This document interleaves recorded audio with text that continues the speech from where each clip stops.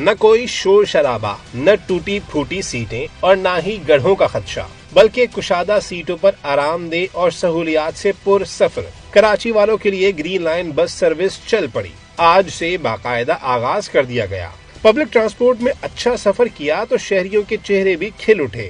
اچھا لگ رہا تھا، آتے ہوئے ہم لوگ یہی کہہ رہے تھے کہ جیسے پتہ نہیں کہیں الگ ہی دنیا میں بیٹھے ہوئے ہم لوگ، کہ ہمیں سڑکوں پہ گڈھے نہیں ملے، جمپ نہیں ملے، ٹریفک نہیں ملا، چنچی رکشے نہیں ملے۔ سر جانے سے ہوا تھا، ایئر کنڈیشنر بس تھی اور ماشاءاللہ بڑا اچھا ہوا کہ ہمارے مین آفس سے ہی اسٹارٹ ہو رہا ہے، ہیڈ آفس سے اسٹارٹ ہو رہا ہے اور ڈائریکٹ یہیں پہ آئے۔ ایکچولی جب ہم لوگ صبح نکلے اور ہم نے دیکھا کہ گرین لائن کی سروس اسٹارٹ ہو گئی ہے تو آبویسلی شوق بھی ہوا اور بہت خوشی محسوس ہوئی کہ آفٹر اے لانگ ٹائم یہ سروس اسٹارٹ ہوئی ہے، تو بہت اچھا ایکسپیرینس رہا، ونڈرفل۔ آغاز کے پہلے دن گورنر سندھ نے بھی ٹکٹ لے کر بس میں سفر کیا۔ کہتے ہیں منصوبہ مکمل فعال 10 جنوری کو ہوگا۔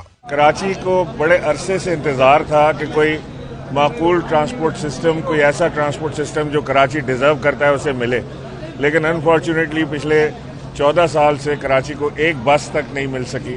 مجھے امید ہے کہ اس گرین لائن کو فالو کرتے ہوئے مزید جو لائنیں آ رہی ہیں وہ جلد آئیں گی اور کراچی کی جو عام بسیں ہیں ان کو بھی اپ گریڈ کرنے کا کوئی نظام شروع ہوگا، اور میں چاہتا ہوں کہ سندھ گورنمنٹ اس میں بڑھ چڑھ کے حصہ لے اس کمپٹیشن کے اندر، وہ وفاق کی اس بنائی ہوئی چیز کو بیٹ کرنے کی کوشش کریں اور وفاق اس سے بہتر چیز لائے۔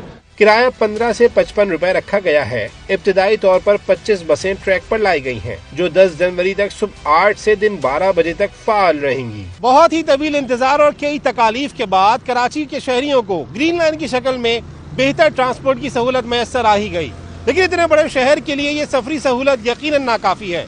اسی لیے حکومت کو ماس ٹرانزٹ سسٹم کی دیگر لائنز کو بھی جلد از جلد مکمل کرنا ہوگا۔